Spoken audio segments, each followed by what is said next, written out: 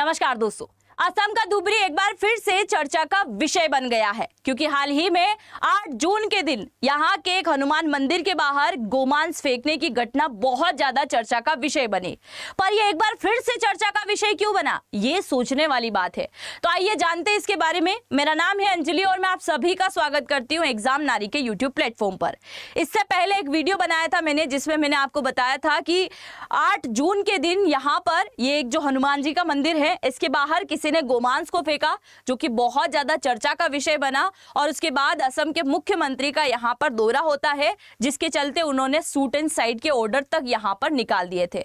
एक बार फिर से चर्चा का विषय इसलिए बना क्योंकि इसी मंदिर के बाहर एक बार फिर से किसी ने गोमांस को फेंक दिया है। वहां के स्थानीय लोगों के बीच में जंग भी छिड़ चुकी है। कुछ का कहना है कि ये गोमांस है और कुछ का कहना है ये बकरी का मांस है, जिसको लेकर वहां के एसपी के द्वारा स्टेटमेंट दिया गया ये बकरी का मांस है। अरे किसी का भी मांस हो, पर किसी हिंदू मंदिर को अपवित्र करने की कोशिश तो यहाँ पर की ही गई है।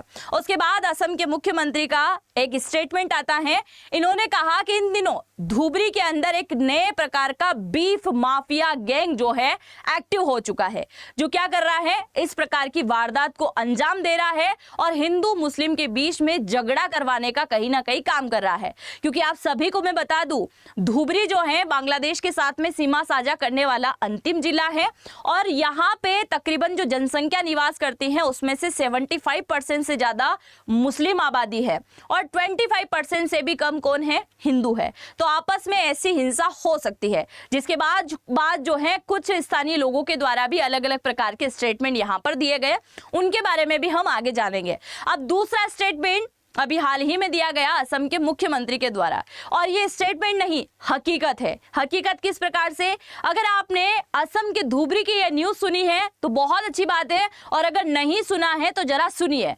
असम के धुबरी के अंदर जगह जगह ऐसे पोस्टर लगाए गए कि धुबरी असम का किसी प्रकार से डिस्ट्रिक्ट नहीं है, ये बांग्लादेश का हिस्सा है। और ये नवीन बांग्ला नामक एक नए प्रकार का संगठन धुबरी के अंदर एक्टिव है, जो पूरी तरीके से कोशिश कर रहा है कि धुबरी को बांग्लादेश के अंदर मिला लिया जाए। मतलब ये किस प्रकार का स्टेटमेंट है, सोचने वाली बात है। देखिए, ऐसे स्टेटमेंट और ऐसे भड़काऊ पोस्टर तक वहां पर चिपका दिए गए, जिसके चलते स्कूल कॉलेज तक को बंद कर दिया गया। कई सारे स्टूडेंट बाहर निकलने से डर रहे हैं क्योंकि लगातार ऐसी वारदात हो रही है, और इस मंदिर के आसपास के क्षेत्र में बीएसएफ तक को तैनात कर दिया गया।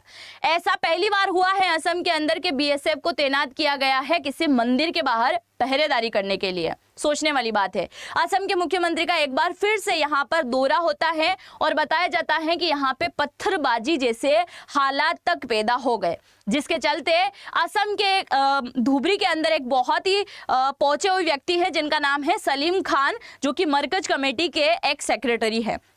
उनके द्वारा कहा गया है कि ये कुछ शरारती तत्वों का काम है, जो क्या करना चाहते हैं, हिंदू मुस्लिम को लड़ाना चाहते हैं। क्योंकि 1975 से लेकर अभी तक, यानी कि 2025 तक हिंदू मुस्लिम की आबादी जो भी रही हो, हम आपस में बहुत प्रेम भाव से रहे हैं।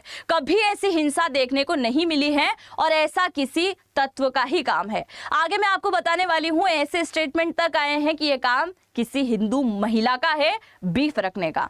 आगे आप देखिए, सबसे पहले तो आप यहाँ पे देख लीजिए, ये है असम का मैप और ये है धुबरी जिला, जो बांग्लादेश के साथ में क्या कर रहा है, सीधा सीमा साझा करने का काम करता है। ये आप देख सकते हैं, ये बांग्लादेश की बॉर्डर है। एक सेकंड दीजिएगा, ये है बांग्लादेश की बॉर्डर, ये आपको दिखाई दे रही होगी, ये बांग्लादेश की बॉर्डर है। और ये है धुबरी जिला, जो कि इसके साथ में सीमा साझा करता है। और यहाँ पर बहुत सारे घुसपैठिए तक निवास करते हैं, जिससे रिलेटेड भी ऑलरेडी मैं वीडियो आपको प्रोवाइड करा चुकी हूँ, जरूर से देखिएगा, है ना। और अगर आपके आसपास भी कोई घुसपैठिया निवास कर रहा है तो जरूर से कमेंट सेक्शन में लिखिएगा। अब यहाँ पर देखिए, धुबरी में रहने वाले एक सोशल एक्टिविस्ट है जिनका नाम है दिलीप मंजूमदार। इनके द्वारा हाल ही में एक स्टेटमेंट दिया गया। इन्होंने कहा कि धुबरी के लिए शर्म की बात है कि ऐसी घटनाएं यहाँ हो रही है। इन्हें कवर करने के लिए नेशनल मीडिया तक यहाँ पर आ रहा है। धुबरी का कल्चर हमेशा अच्छा रहा है, यहाँ का नाम मीडिया में हमेशा अच्छे कामों के लिए ही आना चाहिए, पर कुछ तत्वों के द्वारा ऐसी चीजें यहाँ पर हो रही है।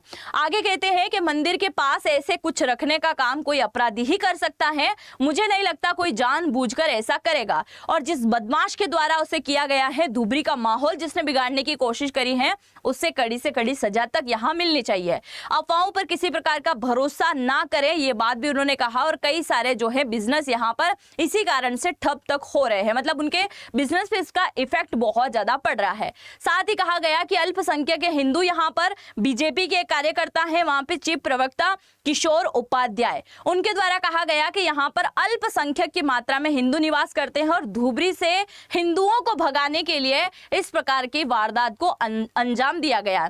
बीफ को वेपनाइज किया जा रहा है, ये पूरे देश में हो रहा है।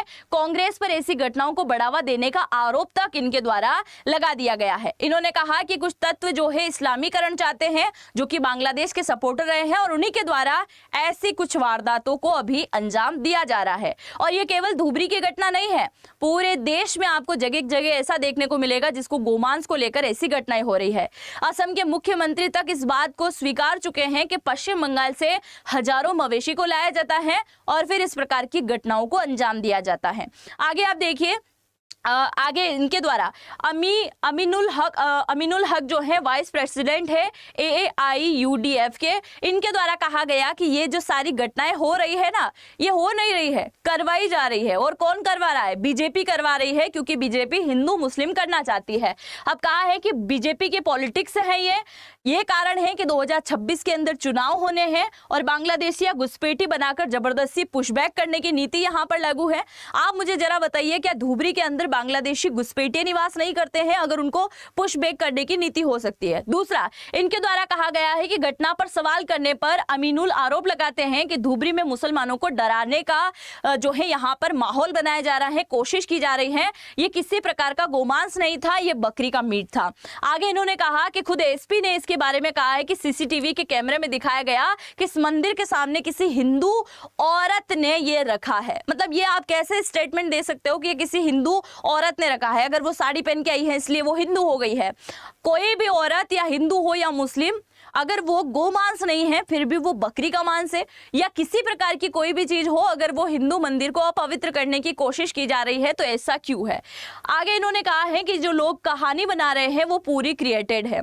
1992 के बाद यहाँ हिंदू मुस्लिम शांति से रह रहे हैं, किसी प्रकार से किसी ने भी किसी को टच नहीं किया है। और यहाँ पहली बार ऐसा हुआ है कि आर्मी आई है, CISF आई है और BSF आई है। अब आप धुबरी से अगर इस वीडियो को देख रहे हैं या असम के किसी जिले से देख रहे हैं तो मैं आपसे हकीकत चाहूंगी कि आप क्या सोचते हैं, उसको लेकर जरूर से लिखिएगा। आगे बीजेपी वाले खुद घटना करवाते हैं और इसके बाद में क्या करते हैं, दूसरों के ऊपर इल्जाम लगा देते हैं।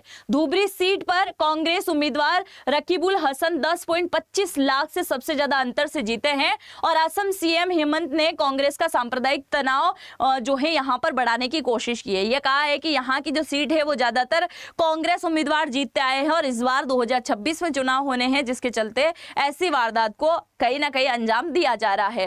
अब आप मुझे जरा बताइए कि ऐसी घटनाओं को अंजाम दिए जाने पर लोगों को क्या सजा मिलनी चाहिए? और शूट एंड साइड का जो ऑर्डर था उसे वापस ले लिया गया, सिर्फ नाइट कर्फ्यू यहाँ पर लगाया गया और नाइट कर्फ्यू के चलते ही वहां पे जो है शूट एंड साइड के ऑर्डर रिलीज किए गए हैं। यानी कि नाइट में अगर ऐसी कोई वारदात या कोई ऐसा संजीदगी व्यक्ति नजर आता है तो उसे आप शूट एंड साइड कर सकते हैं। बाकी आप जनता जनार्दन जो भी सोचते हैं जरूर से कमेंट सेक्शन में लिखिएगा। और अगर अपनी स्किल को बेहतर करना चाहते हैं तो हम आपके लिए एक नए प्रकार का कोर्स लेके आए हैं और ये है AI जनरेटेड कोर्स, जिसके अंदर आपको सिखाया जाएगा आपके भविष्य के लिए। अगर आप किसी भी कंपनी में जॉब करना चाहते हैं, जैसे आप कोई वीडियो एडिटर के रूप में काम करना चाहते हैं तो वीडियो एडिटिंग कैसे करें उसके प्रकार से रिलेटेड चीजें आपको AI जनरेटेड सिखाई जाएगी। अगर किसी पिक्चर को आप कन्वर्ट करना चाहते हैं, कोई हंस रहा है तो रोते हुए, कोई दौड़ रहा है, कोई लौट रहा है, इसी प्रकार के कोई वीडियो बनाना चाहते हैं तो वो फोटोज वीडियोस के लिए भी आपको यहाँ सिखाया जाएगा।